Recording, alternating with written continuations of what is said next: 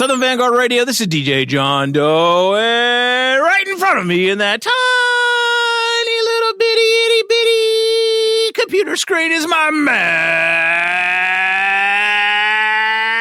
Oh, yeah.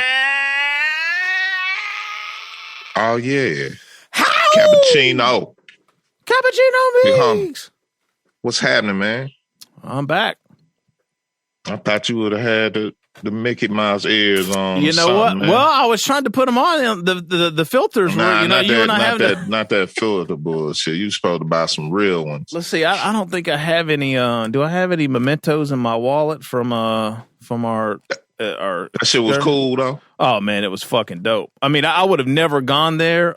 Full disclosure, if my entire family had not had COVID already, back in December, I'm not saying folks are just like, go to fucking Disney World and not care that we're still in the middle of this thing. But right. That certainly made me more comfortable. I'll tell you that much. I hear you. But yeah, it was super dope. I mean, you know how it is, man, with kids and, as many kids as I got. Right. Especially having the wild card there is the 4-year-old, right? Yeah. Man, this dude was a champ, bro. That's what's up. A champ. I mean, he was on every coaster he could go on that he either met the requirement for, or the Disney employee or Universal employee looked the other way and said he could get on. Yeah. Awesome. Oh, he had a real good trip. Oh man, he was ripping and rolling, man. It was so cool. That's what's up. So, we had a great time, man. Glad you had a good time. Glad you made it back safe, man. Yes, we did. So yeah.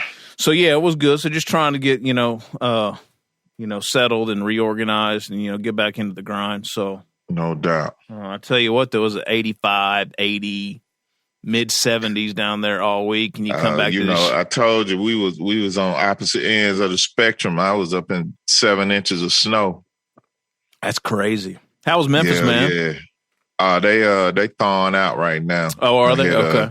I had a road to clearing up. I think they got a little bit of a problem in the neighborhoods and back streets or whatever, but they'll be thawed out probably by the end of the day tomorrow. Okay. All right. Yeah, but that shit was crazy, man. Fans good? Yeah, everybody's good. I got to see everybody, man. Okay. Grandkids are good. My daughter up there is good. Mom's is good. My aunts, my godmother, my brother. I got to see everybody, so it was a good trip. That's dope. Yeah. What's up with Jay Rizzy? He chilling, man. He getting ready to switch cars up. Uh-oh. Yeah, because his Benz let him down in the snow. Oh, really? Oh, yeah. So he's going to flip to an Audi now. He want that all-wheel drive. Does he really? I told you I was coming back. I had 7 inches of snow from Memphis through Mississippi. It didn't clear up till I got to Alabama, but I was doing 65 miles per hour in the fucking snow. You wild. Loving every minute of it, too. Wild. I didn't slide, didn't stutter step, nothing. The Audi is a beast. That's dope. Hell yeah. We looking for sponsorship, Audi, if you listening right now. Yeah, right.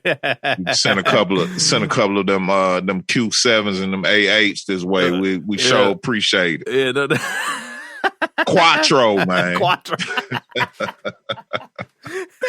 Hell yeah. But it was all good, homie. Glad to be here, man. You know what? Your brother hit me on one of the social media platforms because it was 45 Friday. Not last week. I posted something for 45 Friday. I posted a Little Beaver joint. Mm-hmm. I think it was Joey. And, Little Beaver's from Arkansas. So, when I posted it, I said... Oh, yeah. And he was like, motherfucker, he's like, you were this close and you didn't come see me. I was like, look, dude, I wasn't in Arkansas. Got that record 40 years ago. Little Beaver's from Arkansas. I was just paying tribute, Exactly. Anyway, big up J Rock, Jay Rizzy. Yeah, but it was all good, man. All right, beautiful. All right. Yeah. How was your week? This past week was okay, other than Memphis it was and snow. Cool. Yeah. Office politics. I had to put the whole company in check Friday. Well, you do that on the regular, though. Well, it was a little different this time. It was It was very black of me. Oh yeah. Well, yeah. Please expound on that. I can't really. I don't want to get into that right now. We can't really. But, yeah, I'm gonna talk to you about it because it's. We got real. Okay, all right. And I'm doing what I can to get up out of there and all kinds of shit. So it's cool. It's cool. But whenever I can let my nuts hang, I let them hang, swing, and bang recklessly. I do. Indeed, I do. Man, I'm so glad it's Sunday night. Yeah, Sunday night. All right, speaking of, let's get into this shit. This is Southern Vangard Radio. If you're a faithful, longtime listener, thank you. This is the first time you're listening. Maybe you're a fan of the gentleman that we're talking to tonight for our Thursday interview session. Then welcome. We drop twice a week on Tuesdays and Thursdays. Tuesday is I guess you could call a traditional mix show. Well, not really traditional mix. What would you call it? It's the best mix available worldwide. It's the greatest mix. It's like if you were lucky enough to experience college radio, like in its heyday, I guess, or if you're familiar with like what Stretch and Bob brought to the table, maybe from a format. It's college radio, Stretch and Bob on steroids. Yeah, man. Exactly. So that's what you get on Tuesdays. All new hip hop. Usually we have a brief interview, with someone, and then on Thursday we have a long form interview session. We call them interview sessions with someone within the sphere of this culture that we love and hold so near and dear to our heart. So it could be an MC or a producer, or DJ or A&R, or somebody, or photographer, or just somebody that's that we fuck with, with this hip hop shit. So make sure you tune in twice a week on basically any platform that basically is out there today that you're probably listening to podcasts on. Apple Podcast, Spotify Podcast, Google Podcast. We're on SoundCloud. A lot of folks listen on YouTube. You can find us on YouTube, follow us there. Also, you can check us on Stitcher Radio, and you can check us on Mixcloud as well. And we have some affiliates to help us spread the word on other parts of the country and the world. Yes, atlhiphop.com. I am classicrawradio.net, returning to BoomBap, WRBB, X Squad Radio, X Squad affiliates, all those in Atlanta. And then we venture out to the West Coast, Soul Public Radio, Cali. All right. Yeah. Beautiful. I was just I'm going to add on to that, homie. Oh, yeah. A lot of imitators, very few, virtually zero duplicators is what like Southern Vangard is. Yes, sir. So, yeah. 6 years strong. We're in we're the top of our 6th year right now, right? Yeah. 200 and let's see, this week will be what? Episode 281? 281, man. The mix show and some 230 or 40 some odd interviews. We're way past 500 pieces of content on this thing, y'all. So definitely, catch up if you're behind.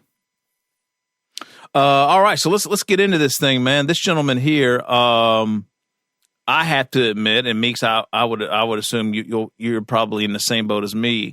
I recently became familiar with this gentleman because we played a joint off his 2020 EP, Black Conspiracist. Did I say that right? Conspiracist. I did, right? Yeah, I think I said that right. And I was a little upset when I went back and did the history and just did not. I think I'd heard the name, and actually, frankly, I was a little confused with a cat named Passport Gift, I believe. So anyway, I got him a little mixed up. But after we played the joint, I was like, this dude's on some shit. We kept playing joints on the show. And then I believe top of this month, into January, he dropped a brand new album, Travel Band. It's incredible. We've been playing that on the show. And I was just like, when we had that, when we find someone, Meeks, and we're like, we know this person has something, and we feel like we're a little early, to the party. As far as just help, the goal of the show here is just to put folks on their new music. And I don't know, man. I think this guy has it. So, ladies and gentlemen, without any further ado, all the way there it is. From Brooklyn, the one and only Passport Rav. No doubt. What it sound like? Big Rav. Rav, what up? How's that sushi, homie? It's pretty good. Yeah. No doubt. Late night snack. What kind of rolls you got over there? Got some volcano rolls. You feel me? Right. Little spice with the sauce on it. Yeah. And some shrimp tempura. Oh yeah. You got the combination of that crispy mixed with the, with the sushi goodness. You feel me? No doubt. I love food. Real G shit. Yeah. So, Rav, thanks for hanging out with us tonight, man. Like I said, we're just kind of becoming familiar with you, frankly. Like when I went back and kind of did the history, and you've been doing this for a number of years. Yeah. But I can't even remember how I ran across your music. But I believe Black Conspiracies was the first thing that I kind of like latched onto. But why don't you bring us up to speed with, I guess, what the latest is, which is the new LP, Travel Ban. Maybe we can work backwards and get a little history on you and, how you got here. Yeah, for sure. So I've been in Bushwick for about 6 years from Jersey. And, just my goal was to move to New York, link with New York musicians. And real quick, what part of Jersey? Montclair, Essex County. Montclair. Yeah. Okay. All right. Yeah, man, all over Essex County. But yeah, so, it's funny because the reason I mention that is because so LexWithTheRecords at the time, he's from Milwaukee or something, but he's been in Brooklyn for a minute. And I feel like the dude who was trying to put me onto him, Crisis, shout out to Crisis if he's listening, but I feel like he was trying to put me onto him maybe a couple years before it actually went down. And I don't know why it didn't happen. It's they had their studio and Lex been doing his thing and they call him LexWithTheRecords, I guess, because he provided a lot of producers with samples. He's that dude. Oh, really? Okay. Yeah, he's that dude when it comes to the samples and co-production and stuff like that. So when you say Crisis, you mean from Justice League? Ninth and all that? Different Crisis. Yeah, no, not yeah. Okay. So he's Lex's homie, and it's he been telling me, you and my man Lex, blah, blah. I'm just when the time is right, And, before when the time was right, 2020, we started working on Travel Ban. And, it was pretty dope experience, just working with him. He's real talented, Mexican kid, super talented, lover of music and just wants to get shit done. It's just he there's no ego, just wants to get it done. So it was a good experience to work with him, man. He did all the beats on Travel Ban. Is this the first time you've kind of dug in with one producer like this, Rav, or? No, I like to collaborate because, I make beats too. But right. I was just about to say, you're an MC producer, right? I love music, man. I really do a little bit of everything. But so I like working with other producers because I kind of get sick of my own beats. I make production that I love for sure, but for me to actually write to it, sometimes I just like getting beats from other producers that I find dope. And then it's a spark. It's just when that spark happens, when I hear it, I just go off, and it just happens as opposed to me making a beat and, whatever. And taking the time to mix it and sequence it and all of that, I'm tired of it by the time, so yeah, I love working with other producers. I worked with Track Kaida, on a full length project. Black Conspiracies, actually, yeah, I worked with Track Kaida twice. So Black Conspiracies is mostly produced by Track Kaida. Okay. If I'm not mistaken, I think they did all the beats actually. Yeah. Okay. Before that, Dual Citizenship was produced by OMZ, mostly OMZ, whatever, young dude out of New York right now. But definitely like collaborating with producers that give me that shit, man. Just give me that, that. It's just, I don't even know how to explain it because a lot of producers hit me up like, oh, I want to send you beats and this, that, and the other. And producers send me beats, but it's just, I don't know. Got a spark. Yeah. Yeah. Hey, Rav, production-wise, what's your weapon of choice? So I started with Machine, been on Machine for a while, but now I done veered over into Ableton. And yeah, I'm getting into that Ableton world. Okay. You were making so beats far, or so rhyming good, right? first? Oh, my bad, Meeks. Go ahead. No, I was just saying, so far so good with the Ableton, right?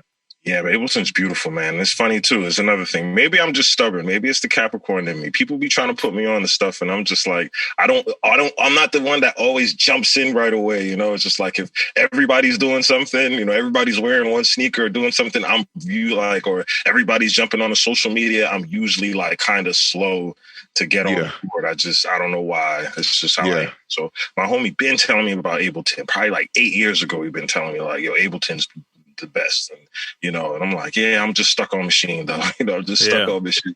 Yeah. Yeah, you know, I done made the investment and got into Ableton, bought a bunch of plugins recently, and it's it's definitely my DAW of choice right now. The hip hop scene was late to Ableton too. Like, you know, all the dance and electronic music guys have been on Ableton, you know, for, you know, a long time. But I think it was Ski Beats who like put everybody over the top on Ableton. I think that's when like hip hop folks like started looking at it. Yeah. And I mean, this has been some years ago now, but it's funny. I went to his seminar at Sam Ash on 42nd or 43rd Street in Midtown. He had a seminar promoting Machine and Ableton, and that was probably around that time. Oh yeah, okay. I saw his work, like how he would start Machine and go into Ableton and use both or whatever. But I was like, man, I'm good with Machine. I'm just going, you know. And it's funny because like my other homie who was telling me about Machine. I was using Reason before that, and he was just like, you gotta get on Machine. And I got on Machine, and the second beat I made on Machine was the beat that I collaborated with Black Thought, like in 2014. Oh, really? Second beat that I made on Machine, Black Thought rapped to it. So I'm just like, wow. Oh, you're like, I'm not moving. That's enough to stay put right there. Yeah. Yeah, man. What joint was that, Rav? Huh? What joint was that?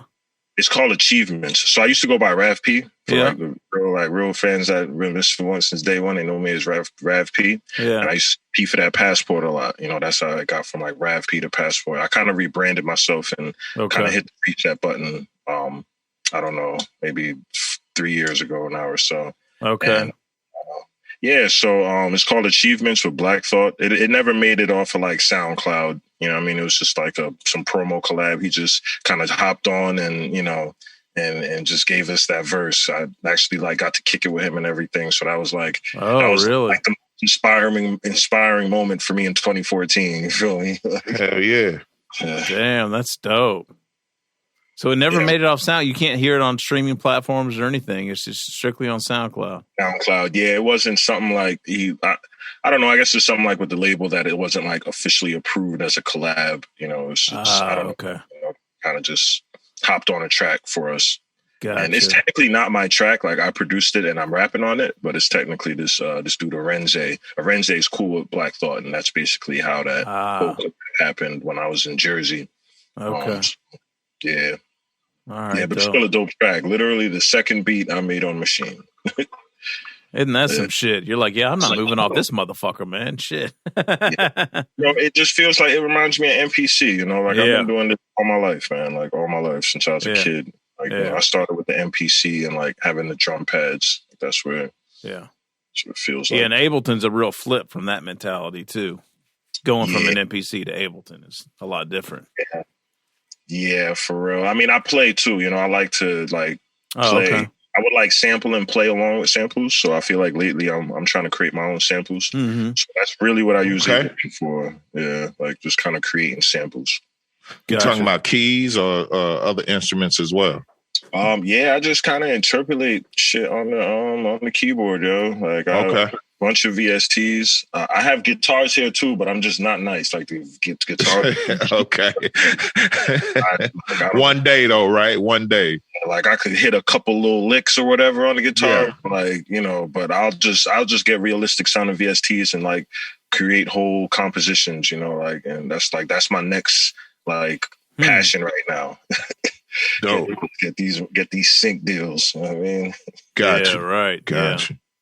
So you were rhyming first, or on beats first, Rav, or? Technically, I mean, my aunt bought me a Casio keyboard when I was like 7 years old. So I'd probably say it was probably beats first. I wasn't even thinking about rap before like I got into music. Like I just been a lover of music, and then like I fell in love with hip hop in like 97. And then from 97, it was just like I wrote an easy rap, you know what I mean, word for word. And then it was like from there, it was just like, I want to do it all, and honestly, like I want to say probably like when Kanye first came out, that's what like pushed me to be like, yo, I could really make beats and rap at the same time, like there's no limitation, I feel like thinking like that probably limited me in a lot of ways in my career, where it's just like I would limit myself into thinking that I can only do this.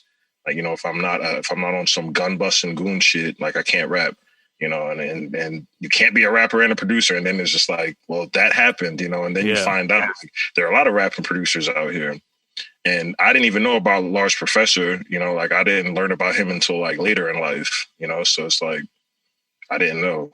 So I could do this. I feel like the Kanye, I guess his entire movement early on really kind of flipped the switch on a lot of things, like hip hop wise, as far as it branching out and going in a lot of different directions. I mean, especially when he kind of started doing some different things production wise. But I mean, I feel like he inspired a number of folks like that. Oh yeah. People can say whatever they want about Kanye, but for real, like Kanye sparked the lane for Kendrick, for J. Cole, for Joey Badass, for every rap boom bap, quote unquote boom bap rapper during that era that want to just be nice and just talk about their life and don't gotta make up some fake drug deal stories, and like just want to talk about your life and just make dope music. Like Kanye started that. Absolutely. Yeah, I mean, that motherfucker's on some other shit now, but... Like, shit. Like, I'm the black conspiracist, man. Motherfucker might be cloned. Yeah, right. What's going on? Word. Yeah, man. Meeks, you remember that time we went to, we were at Center Stage in Atlanta? Like, right when right when that shit, right that when shit Overnight off. Celebrity started rap, me and Meeks went to this fucking Kanye show. Man, there was nothing to it. Kanye, John Legend behind him on the fucking keyboard. I mean, John Legend John Legend like passed me in line. Like he went outside to smoke and like walked back in. It's shit. I will never forget it. And then, dude, I mean, when that fucking when that Overnight Celebrity dropped, I mean, this is right when it was like explosion point. Like I get chills just thinking about it right now. And me and Meeks looked at one another. We were like, "Oh, this motherfucker is out of here." Yeah, crazy. Plain Pat was like running the fucking 360 joint on a fucking the white lunchroom the fold up tables and shit that you use like at family picnics and shit. Like that's what was said. It was literally Kanye, John Legend on this. There was nothing to it. Yo, this wobbly ass fucking keyboard stand and his keyboard. And I mean, he was drinking Hennessy on stage, like out the bottle, like straight out of Chicago, Kanye. Like that sound like 100 years ago, probably right now compared to the way he is. It really now. Does, yeah. So, hell yeah. Anyway, I never quite heard that put that way though. That Kanye sparked all those situations. I never really thought of it that way. That's something to think about though. Just you wanting to rap about your life. Yeah, I'm with you on that. Yeah. I wanted to be a rapper. I had dreams of it when when Get Rich or Die Trying was the biggest album in the world. And, during the gangster era where it was just like, I don't know. It was just kind of like, get the fuck out of here. If you're not on that, if it wasn't hardcore rap. And the way I see it, like Lupe, everyone that followed after that wasn't on that, it's like on some good Kid Mad City shit. And it's like, I appreciate that because I kind of like, that's kind of where I resonate with, you know, like I grew up at county and like I've lived in the hood of, you know, my parents are immigrants. I know what poverty is and, you know, but I felt that good kid in Mad City energy, you know, before that album even, I'm just like, man, like I resonate. Yeah. It's like, right. Cause I didn't want to you know what I mean? Like I didn't want to go down that route. You know, it's just like. Well, I mean, you really couldn't, and I'm in the same boat. I mean, as I've done music over the years and things like that, I definitely try to stay away from things that aren't relatable to me. You know what I'm saying? But this was definitely a time, you know, before Ye, you know, made it popular or whatever. But I mean, any forward-thinking individual that's pursuing rap or music in general, you really don't want to do what everybody else is doing. You know what I mean? It's just like, and to take it a step further, if that's not your life and you can't really relate to that lifestyle, it's a thin line between doing that and being successful. And then you look up and somebody you went to grade school is like, man, you ain't that, you wasn't that dude, man. Like what are you doing? You know what I'm saying? Get called out on your shit. You know, like you live with yourself. Right. Yeah. Yourself in the mirror. And you know, I never was like that. I can't. I don't know if it's some astrology shit. Like I'm a Capricorn. You know, I don't know if it's just like. So you don't follow the wave anyway, so you wasn't gonna do it no way. Yeah, I just can't be fake. It just makes me cringe. Yeah. It just makes me cringe if I'm not talking about like things that I really relate to, or even, you know, just like living my truth is really like what I'm about. You know that's special, man, for sure. Hey, Rav, tell me about these couple of what I consider some big features, Boldy James and CHRIS CRACK on the project. How those come about? So Chris, I met CHRIS CRACK at a Fool's Gold event. I want to say maybe a year before the pandemic, or maybe 2 years, probably 2 years before the pandemic. He performed in Brooklyn, and that was the same day I met Rome Streets and CHRIS CRACK, like the same day. And it was just a dope event, man. It was just dope energy, and I actually met Wavy the God that day too, and who I'm working with on my next project now. Oh, word. All right. Yeah, we just had Wavy and Eddie Caton on a show a couple weeks ago, actually. We're big fans. Yeah, man. Like, that's the homie. I'm definitely building these good peoples. So like I met all of them that day. I saw Chris perform, and it's just like, man, he's a real MC. Like he really goes in with the performance and holds the crowd down and like has a billion songs, and he was just a real dude, you know, like it just like, you know, just said what's up to him, and we just stayed in touch, and you know, we fuck with each other. I actually produced a track on his Good Cops Don't Exist album. Oh yeah, I produced a track on there. Yeah. And I think I saw Chong Wizard just distributed the vinyls for that. So, you know, like I got production on there, and, you know, he threw me a couple verses, and that was that, man. And as far as Boldy, Lex like kind of just reached out to his peoples and just made that happen. Like, you know, got us a good situation with that. So, yeah, man, I'm proud of it, man. I'm really proud of this project. It's like my baby right now. You know, I'm still trying to push it, still shooting videos, but yeah. What was your goal with this project, Rav? You know, compared to, I don't know, what else you did in 2020? You had a really busy 2020. I think you did. Yeah, trying to keep up with all these other right. Artists are like going in. You know, like I definitely believe in quality. Like I'm not, if I could do quality and quantity, I'm gonna do that. But right, they got to be quality. Yeah. So yeah, quality first. EPs, yeah, for sure, got to be. Yeah. That comes through in the music, Rav. I mean, like we preach that a lot here on the show. You know, is that, you know, not only do, you know, you need just, you know, good songs and good production, but it needs to sound good. I mean, there's a lot that goes into making something that can actually make an impact. You know, you just can't just throw up, you know, every month, you know, and some people do that, and that's fine. But to make a lasting impact, man, you've got to really spend some time on the craft and, you know, make something that'll last. For me, I just had a lot to say. Like, especially like the pandemic inspired all the projects in 2020. You know, it's all inspired by like I started dual citizenship. I was actually in London when the pandemic began and filming the video for Outer Riches, Inner Poverty, you know what I mean, on dual citizenship in 2020.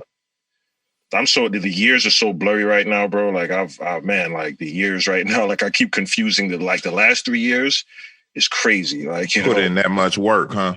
Well, it's not even just the work. I'm talking about this whole pandemic situation. Oh, well, yeah, that's got everybody. Blurry, like I be forgetting it's 2021 right now. You feel me? Yeah. Like, whenever that happened, and it's just like basically everything that's been going on just inspired me to get my art out. I knew I had stuff to say, and I knew that like the way I think is going to resonate. And, you know, I'm going to have something different to talk about that a lot of people ain't talking about because I'm not sheep. You know, I don't follow mainstream. You know, I don't trust the government. I don't trust like, you know, these corporations, and I talk about it. And it's just like, I sprinkle it in. I'm not all like, you know, on some conspiracy rap, but at the end of the day, like it's on my heart. So I'm going to sprinkle it in there, you know, one way or another. Right. Mm-hmm. So, yeah, that's really was the goal for Travel Ban. It was just like Travel Ban is influenced from the fact that like I love to travel and they're making it hard, and it sounds like they're going to make it even harder. And traveling is like, you know, my therapy. It also inspires me to make music. So, and my whole name, Passport, like, you know, like I use my passport. You know, like those shots at anybody else or whatever who uses passport, but like I use my passport. Like I got the name from traveling to many countries, doing things that a lot of people in my neighborhood wasn't doing, and that's my inspiration to create. I write my music when I'm on the plane, when I'm in the airport. Like that's when I write music.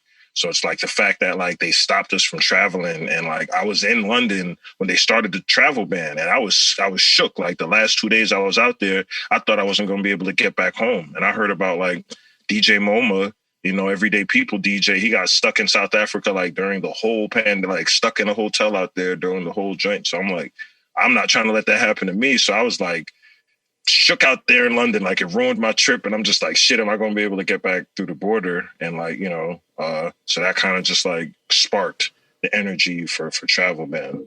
Mm-hmm. Mm. So you're just doing, I guess, digital for this release right now, Rav? You got physicals coming for this thing, or are they out already? Or together, definitely getting it together. You know, I'm a kind of a one man like army. I mean, I do have help now. I have distribution now helping me with like digital distribution. Oh, good. So, you know, I have some folks helping me with that, and it's great. I'm thankful, but it's still like I still got to just do a lot, you know. So like getting the CDs together. I'm thinking about getting tapes together. Actually, it's gonna be my first tape. I might like do a cassette tape run. I've never done that before.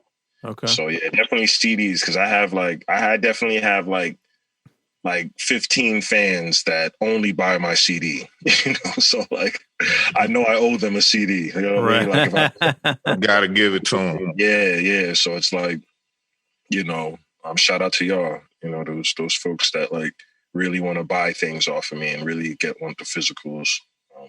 And yeah, that's definitely coming up. Dope. Rav, have you seen, I guess this past year, just in 2020, have you seen more, I guess, an awareness of your art, or just your, I hate saying brand, but just of your music? I don't know, man. It seems like around the time that, you know, we started playing your music, and maybe it's just coincidence because, you know, now you're aware, so now you see things. But do you feel like 2020 was kind of pivotal for you from an awareness standpoint, or? Absolutely. Okay. Absolutely. You know, like it's funny, like today I re-released my first ever mixtape from 2011 when I first like really took rap serious 10 years ago. And I never really made any real money from music until 2019, you know, and like really like never. I mean, you know, people, the real ones know, you know, the real ones that paid, you know, that caught the glimpse at some point, they know what it is, like the work that I put in before. But like, yeah, I really didn't start getting some sort of it's some sort of respect on my name, like some sort of respect on my name until these last couple years. And that message right there is also for any artist that's listening. Cause I promise you, like, I've been doing this shit all my life and I really didn't get that any type of recognition until 2019. Meeting LL Cool J and him putting me on Sirius. I was going to ask about that. Let's talk about that finish up what you're saying, but I saw that in the notes. That looked very interesting. Yeah, it just kind of went from that to just like getting some radio income from the singles I had on the radio, and just more respect. And I truly believe there's like this Lil Wayne interview where he's like, yo, this industry is, you get in, you get what you put in. What you put in is what you get, and it's just like, put in the work, and the work speak, you feed the whatever little crowd you have, you feed them and you keep building. It's just like it does happen. You start getting some sort of attention. But it's dope, man. It's beautiful. Like, it's really inspiring for me because I don't do music to get rich and to I don't do it for that, but I do want to live off of my music and I do want to make a living from it. That's not the only reason. I really do it for myself and like for my spirit and like what, it's like really I am an artist. I'm not like a wannabe. So it's a calling. It is. It's my calling, but I'm not trying to be starving and broke out here either. You feel me? Sure, so it's like, I gotta make it a business, and it's like, I've been full-time musician for the last year and man. Rav, let me ask you this. I heard people talk about that a lot. When you think in those terms and when you, and as you push for that, living off of your music and things like that, do you have a number annually in mind, or? My thing, if I'm making a salary that I was making when I had the desk job, like if I'm making that, I'm good. Okay, I'm good. Like, I'll survive. Like, I'd rather make $10,000 less than my salary doing music than like going to work for somebody else 40 hours a week. Got you. So. And it's slowly happening. 2020 it was the first real successful year for Passport RAV, like on paper, tax file, paying taxes, all of that. And slowly happening. Like, for me, you understand, I come from like an immigrant Jamaican background, like where we worked. I done had every single type of job. Like, you work, and it's like, ain't none of that crying hungry, crying broke shit. You work for whatever it is. And it's just like, even though I'm an artist, that's still in me, where it's like, there's still this voice that's like, oh, it's not realistic. Like, I'm not making TikTok dance, music. I'm not making twerk music. It's not realistic to like make a living from the type of music I make. There's still that voice there all the time, but I overpower, it's a fight that I deal with. And, like, nah, like, I can make a living from my fucking music. Word. So, Rav, tell us a little bit more about the LL situation, if you don't mind. Just the backstory on that. That's going to help you. That a cosign from LL will help you reach that goal too. Yeah, man. It's a weird kind of pressure too, right? Like, remember that time where it's just like, don't meth bleak me. Don't like, you know what I mean? Like, it's that kind of pressure on the low where it's like a legend co-signed me like a couple. Oh no, that dude comfortable. well, he's comfortable now, but like when Meth Bleak was like an artist, and like during that time where it was like, now he's like, now he's a CEO, running labels. But during that time, it was like, Jay-Z put that pressure and co-signed him, and it's just like that. I remember that. I never forget that moment in hip hop where it's just like, because us artists, we want that co-sign. We want somebody big to like big us up. But then when that happens, are you going to deliver? Are you going to follow up with some classic music? Well, that's what I'm saying. That to me, to this day, that Memphis Bleak situation is the antithesis of Mr. Drummond picking up Arnold and Willis. You know what I'm saying? Taking them in and whatnot. That's a different Strokes reference. I'm an old motherfucker, man. But that's what that was for me. And that when I say he's like, even though his music never like got to where it was so supposed to be, I think he was one of the most comfortable artists in the game just because of who brought him in. You know what I mean? It was I'm sure for sure. Yeah. His struggles were minimal, I'm sure. But when you got something to prove, man, exactly. It's different. If it's really in your heart that you really want to prove yourself as an artist, I don't think money is going to solve that. It's just when it helps. Don't get me wrong. And I want to be comfortable. I definitely want that. But I know that we still live with our. So you hear rich people offing themselves. You feel me? Like you hear rich people. Oh yeah. You hear these rich people that they got the money. They obviously got the money. It's something else. There's something else that they couldn't do. Where it's like, absolutely, they're just not happy. They're not satisfied. Your man from Zappos, right? Your man from Zappos went off the deep end. You guys remember that last month or end of the year? Dude, that guy went crazy. He had did he didn't off himself though. Yeah, but he just went into some weird what was it? Mental breakdown. He stepped down. He stepped down, right? Yeah, he stepped down, but he had a fascination with fire, and he was what I heard is he was really curious about how far he could push himself to actually die. He was asphyxiating himself and doing all kinds of. I mean, this guy had Yeah, money have you on that type of bullshit too. It's crazy. You experience everything so fast, or just if you done had all the vagina in the world, you done ate the best meal, all the best meals, you done been to the best hotels, you had everything, bro. You done ran out of shit to do. Let's set some shit on fire, man. Let me see how long I can hang Let me see how long I can hang myself without dying. Well, if you've had the best vagina in the world, that's what drove you crazy in the first place. You had too much of it. Too much of anything. Oh, exactly. Shit. Everything in moderation, man. Everything. For sure, man. I truly believe that, bro. That's how you stay satisfied with just life. Yeah. No doubt. So, Rav, speaking to your, Jamaican heritage and, the family in your background, what does your family think about where you're at right now as far as music goes and your success or?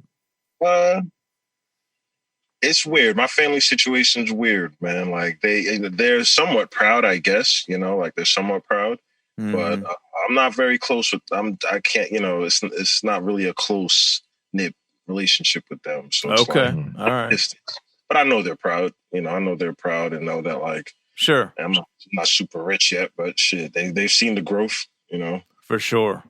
Yeah, that's always that's always tricky to manage, especially if I don't know. I think regardless of background, for someone to, I mean, I have 4 kids, Rav, right? From age 4 to 15. And if one of them told me they wanted to make a living being a musician, I'd probably blow my top. You know what I mean? You know what I mean? Just because I'm just worried because I just know how difficult it is, right? And I know I wasn't completely I was never at a point with music where you are right now where you're actually living off it, but I was working towards that, and so was Meeks. And I know the mental tenacity that takes, to do that. I mean, still be creative and still be able to produce and do all the business stuff. It's not easy. So, yeah, you gotta be able to, for sure. And I think I worked, I literally had 9 to 5s. It's just for me, I always had 9 to 5s that allowed me to live my life. It's just I just made sure I had easygoing jobs. I'm into the video production world. It was still production, but it was just corporate production type vibe. And it would allow me to still, I travel. That's the thing, man. It's just how you work the system. You could be a musician and I kind of felt like I was set up that same way job wise. You know what I mean? The flexibility was there. But definitely you don't want to kill your income trying to, do some rap shit. So you got to kind of, it's a thin line once again. At the end of the day, you got to really want it. There were times where I was living in Jersey and I'd be working in Manhattan, have to go to Jersey, go change and come back to Manhattan, go to an event network, talk to people, shake hands, exchange info, go back to Jersey at like catch the last train, get maybe 3 hours of sleep, and then go back to Manhattan to go to work. Because it's like I still need bread. I still got to eat. And right. music is atrocious. It's super hard to make any type of money in music. So it's like you got to really want it and have no excuse for it. You know, I'm not the type. I can't be broke. I just can't, man. I've been broke so many years of my life. You know, growing up, it's just like I have to have income. Yeah, I believe in multiple. Been there and done that. Like let's get beyond that. Let's move beyond that. Yeah, man. So, yeah, I think in our situation, the mentality was there, the drive was there. But you know, as you look around and you see so and so getting a look, so and so getting a cosign, I think that was ultimately what kind of didn't come our way, and it makes it that much hard. I don't know. Did we gloss over the LL thing? Like, how did that all come about? Yeah, we did. All right. So what happened was, I went to an art event. So the whole point of me moving to New York is for shit like this. Just like, I want to be in New York. I want to be in the places where I could just run into people because I know I'm talented. So I go to an art event random art event during the week where it's like, you know, he was the tallest person in the room, like literally like, and what's crazy is it's also some weird universe stuff. We have the same government name. So that right there was just shit. Like, there's no way I'm going to be in a room with another Todd Smith and not be like, bro, like you're a legend. We have the same government name, like, you know. And it's just like, and people used to say that to me, like, you know, as a kid, like, oh, you got LL's name or whatever. Yeah, man, Mr. Smith drop. You're like, yeah, you know. Yeah. So you know, so it really went from. There was a lot of people in the room wanting pictures and this, that, and the other. I was just like, yo, I just want to build. I just want to pick your brain, you know, just like, you know, see what you think about hip hop and like where it's going, and just like talking to him about business and music and the industry. And before you know, it was just like, it was a 30-minute conversation. And then from there, it's like, from there, it's just, you know, he liked me as a person. And then at that point, it's just like, okay, I told him like, yo, I do music too.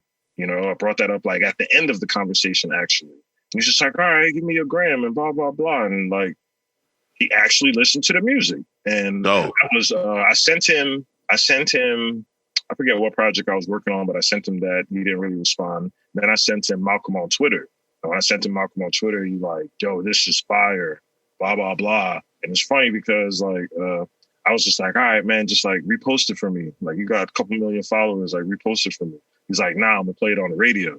And stupid me, even better. Stupid me at the time, like stubborn artist like mode, like I just want you to repost it on this. Like, just give me a couple followers. You know, like repost it for me, man. Like, you gonna play it on the radio? That's cool. But you know, in my head, I don't know. I was on some. I don't know. It's just on some realism thing. Like, all right, if you play it a couple times, that's love. Like, if you play it once or twice, you know, like some DJs do, you know, once or twice on the radio. Yeah, but you know what that Instagram repost. I follow you on that. Yeah, that could be life changing. It could be, right? But like, what he did was life changing because he didn't just play the song twice. Like, he has my music in rotation. So that's nice. It's just like in between, like, playing it once or twice, you know, to show me love and play it at like midnight or something. But like, you know, like he's put several of my music in rotation on Rock the Bells. So it's like, it was dope.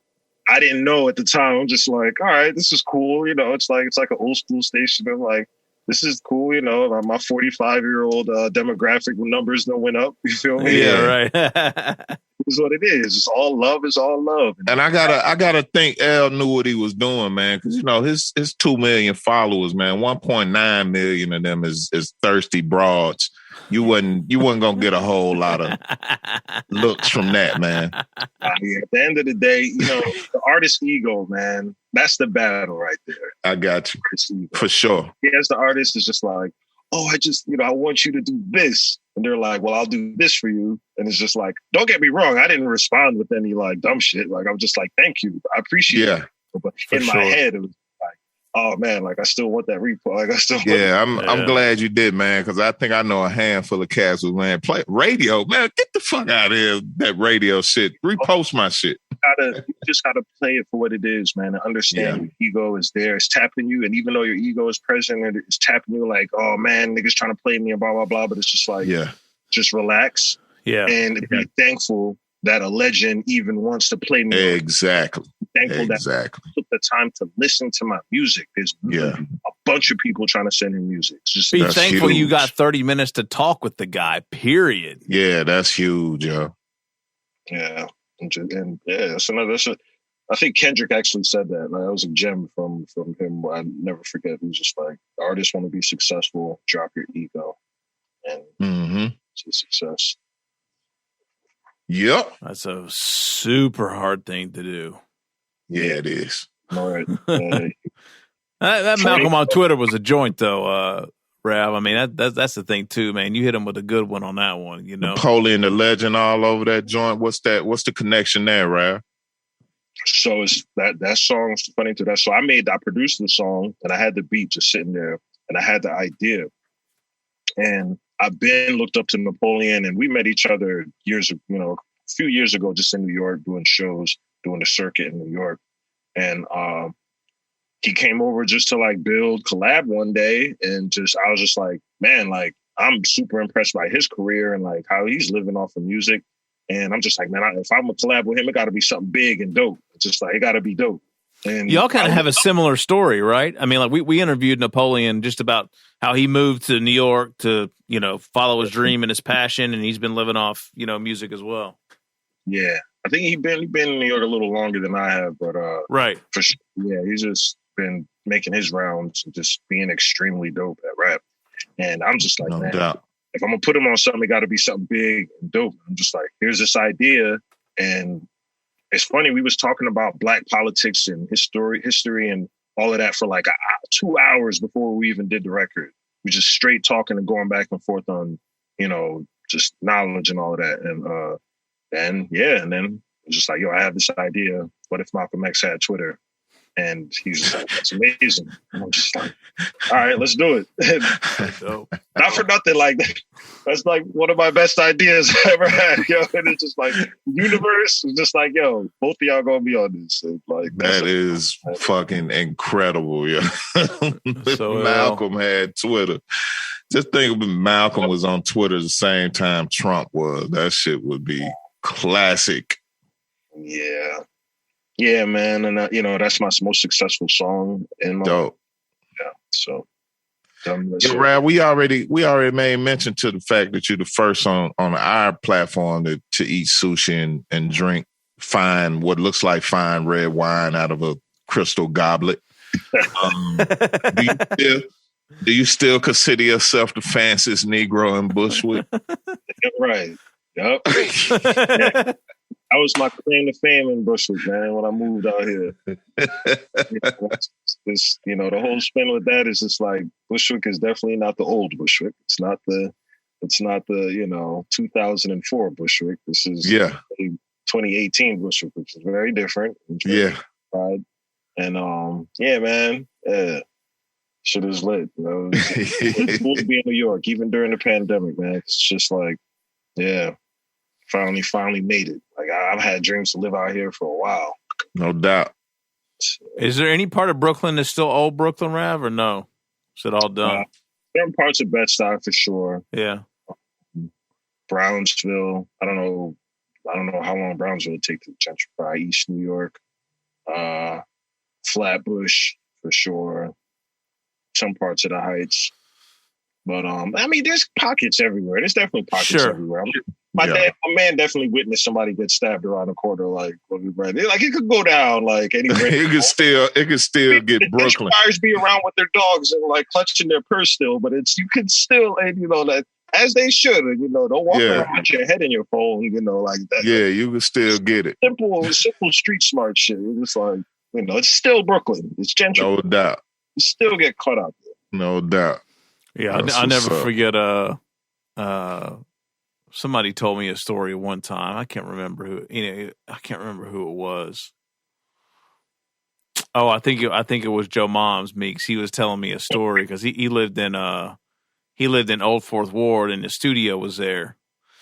And I went over there. Oh, yeah, I remember that spot. Yeah, remember that spot? Yeah. Nappy recorded over there all the time. Anyway, I went over there and we were just hanging out one night and like, what's going on, man? He's like, not much. He's like, this neighborhood's a trip. He's like, you see all this fucking fancy shit going up. This is like 5 or 6 years ago, 7 years ago, right? Dude, and right across the street. Right across the street is some real raw, original Atlanta rugged shit going on. He's exactly. He's like, yeah, these fucking white yuppies are sitting there with their fucking brand new MacBook Pro, and somebody just walks up while they're drinking their coffee and snatches that shit off the table and takes off with it. Like he saw that happen.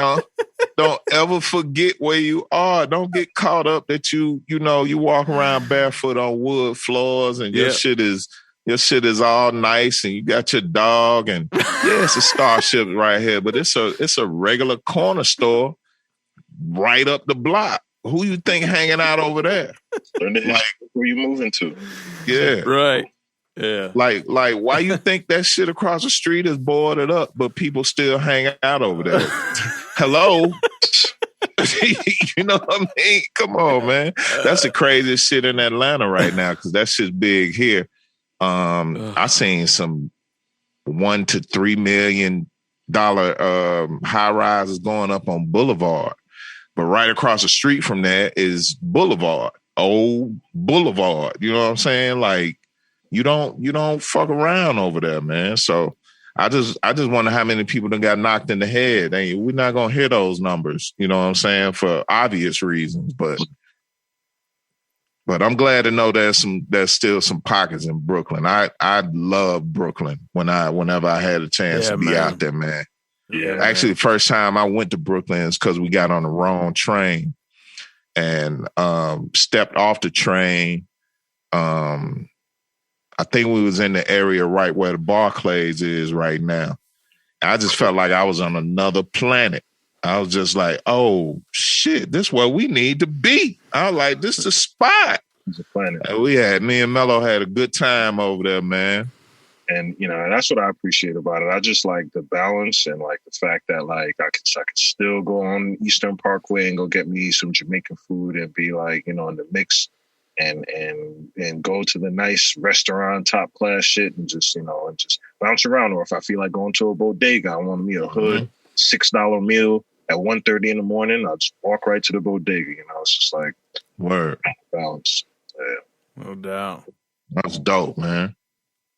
Well, Rav, before we wrap up here tonight, man, anything you want to leave the people with or anything you want to get off your chest or something you want to talk about that's upcoming or the floor is yours, man. More videos, definitely more video content for the travel ban. Get that travel ban out right now on all streaming platforms featuring CHRIS CRACK and Boldy James. It's produced by LexWithTheRecords. Get all my music that's on streaming platforms and stay tuned. I'm definitely delivering more dope content. All right. Beautiful. Speaking of, we're talking about business and whatnot. What's the best way for somebody to support you, Rav? Is it like go to Bandcamp or? Yeah, for sure. It is okay. Directly put money, in my pockets. Bandcamp streams are cool. I don't mind it, but yeah, best way. Okay. And I also do iTunes purchases. Okay. You have you heard any early tips on shows starting back up again, like 2022, or don't know, or? Like a lot of people's out here that I've been working with been doing virtual shows, and I even did a virtual festival early during the pandemic. Oh, okay. Really sponsors and all of that, so that was really cool. The BCCO Festival, shout out to them. But a lot of virtual shows. Unless you're just doing some private joint by yourself, with your peoples or something. Yeah, it's looking crazy. Yeah. What's travel looking like for you, Rav? I've been traveling, lately I've just been domestic. Like I went to Tulum. I went to Tulum like a couple months ago. Was out in Vegas. And right now, I'm just chilling. I'm just chilling right now. Nothing planned, but I still like to move around. But right now I'm just keeping it domestic. The international stuff is a little too extra for me. Right. Yeah. You fuck around and get stuck there. Yeah, exactly. Yeah. Exactly. Yeah. I like to move around, see something different. Go in the woods or something. Yeah. Okay. Beautiful. All right, Ravel, if you make it down, down south, make it to the A, man, holler at us. Yeah, man. For sure. Yeah, I got a lot of peoples out there. Definitely. Okay. All right, beautiful. Yeah, it'd be a pleasure to meet you live and direct, yo. I appreciate y'all. All right, man. Instagram, Twitter, all that shit. Rattle off real quick for the people. Yeah, catch me on IG at @passport_RAV. That's _RAV. And Twitter, it's just Passport Rav. Everything. You can just look me up. Fuck with me. All right, beautiful. Thank you, Rav. Appreciate you, bro. Yeah. Yes, sir. This was good, man. Thank you. Enjoy the rest of your night. Yes, sir. We'll be in touch. Yes, sir. All right, my man. All right, peace. All right, Meeks, there you go, man. Yeah. Another good one. You heard it here first. Oh, yeah, that was real good. Yeah, man. Real good. Passport Rav, Travel Band, Boldy James, CHRIS CRACK. Big up CHRIS CRACK, actually, who has a brand new album that just dropped last week, I believe. I think you're right. I think it's called Delete Later. Delete Me Later. Delete It Later. I don't know. Good old CHRIS CRACK. Good old CHRIS CRACK. And look, make sure you go back and check the Passport Rav discography. It's significant. Like the work he put in 2020, it's impressive, man. And he was talking about, the time that he spends on quality and trying to keep up with, I guess, the amount of content that folks are putting out these days, but still making sure that it's high quality. That guy's doing it on a different level than a lot of folks are right now, in my opinion. Absolutely. All right, Meeks. Yeah, homie. It's the Guard. Episode 281 this week. 281. Go back and check. You can go back to 281 and check some Passport Rav music from Travel Band and some other little loosies here and there, and all kinds of new music. And, make sure you subscribe, like, share, and follow on whatever the platform it is. Even if there's a platform that you don't necessarily, frequent regularly, just go hit follow or subscribe there. We'd appreciate that. Leave a review if you're on Apple Podcasts. Check in on the comments. And, just remember, that's Smithsonian Gray twice a week. We are the Guard. Let's go home. We out. Peace. Peace, y'all.